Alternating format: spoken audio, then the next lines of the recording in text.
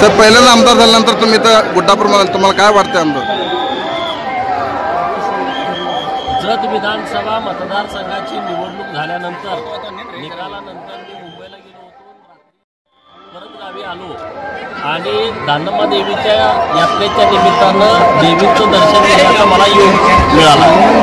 खरं तर श्री दानम्मा देवी, श्री बिरोबा, श्री माता देवी, श्री संत बाळूमामा यांचा कृपाशीर्वाद आणि जत तालुक्यातील सर्वसामान्य जनता यांचं पाठबळ यामुळे माझ्यासारखा सामान्य कार्यकर्ता विधानसभेमध्ये पोहोचू शकला। आता दानम्मा देवींचा प्रचंड आशीर्वाद आम्हा सर्वांच्यावरती आहे।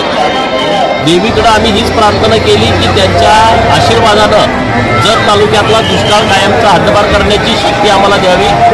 या तालुक्यातल्या माझ्या मायमाऊलीच्या हातातला उसाचा कोयता लवकरात लवकर हद्दपार करण्याची मोठी संधी माझ्यासारख्या कार्यकर्त्याला मिळावी अशी देवीच्या चरणी प्रार्थना केलेली आहे। आणि आम्ही ह्या सगळ्या परिसराचं डेव्हलपमेंट करण्याच्या दृष्टिकोनातून या ट्रस्टचे अध्यक्ष माननीय विजय पाटील साहेब, माननीय चंद्रशेखर गोपी साहेब, गजानन कल्लोळी साहेब, सगळे टीम येतात, आमचे पुजारी वगैरे संजय केली साहेब, सुभाष टोपी आहेत, आमचे बिहारदार सर आहेत, सगळे दानम्मा देवीच्या वरती प्रचंड श्रद्धा असणारे आम्ही सगळे भक्तगण आम्ही ठरवलं की महाराष्ट्र सरकारकडे आम्ही एक आराखडा, दानम्मा देवी विकास आराखडा आम्ही तयार करून एक चांगला डिझायनर नेमून त्या डिझायनरच्या माध्यमातून या सगळ्या परिसराचं डेव्हलपमेंट कसं होईल आणि लाखो भाविक येतात कर्नाटकातून, महाराष्ट्रातून, त्यांची गैरसोय होणार नाही याची सर्व काळजी महाराष्ट्र सरकार घेईल।